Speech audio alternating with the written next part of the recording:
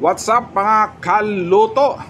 So ipapakita ko po sa inyo mga ka-idol kung paano tayo maggawa ng ating patis.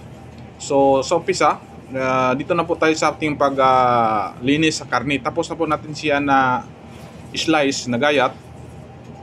Tapos kailangan natin punasan ng tissue mga ka-idol yung ating karne para hindi siya magbasa. So dito na po tayo sa ating paggiling. So tingnan nyo, ipapakita ko po sa inyo kung paano tayo maggiling. Ito po yung makina na ating ginagamit. So ready na po to mga ka-idol. So ilalagay na po natin siya dito sa makina. So ganyan lang po ang aking ginagawa kung maggawa tayo ng patis, maggiling tayo ng patis. So wala na tong timpla mga kaluto, hindi tayo gumagamit ng asin habang ating ginigiling.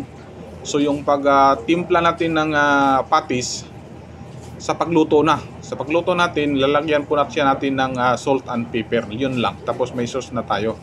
So dito lang po tayo sa paggiling ng ating patis. So ganyan lang po. So i-mix lang natin yung ating mixing sa karne.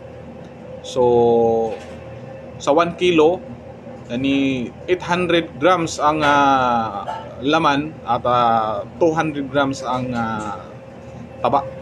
Yun ang ating mixing sa laham. So gumagawa tayo ng mas marami-rami, 10 kilo to mga ka-idol. So ganyan lang po ang ating paggiling.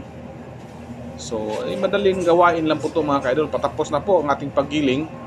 At pagkatapos po dito mga kaluto ang ating paggiling, so gagawin na po natin, i-portion na po natin siya.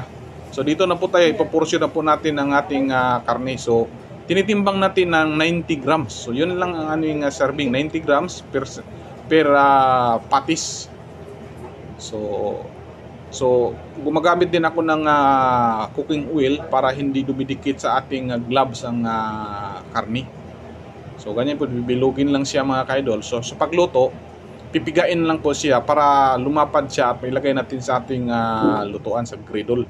Sa grill do kaya doon sa ating ihawan sa grilled mga ka-idol. So ganyan lang kasimple ang ating procedure sa paggawa ng patis.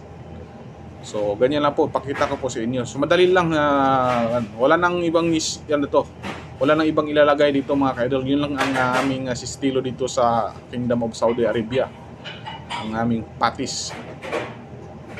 So very simple lang, 90 grams, bilugin mo, lagyan ng kunting cooking oil para hindi didikit.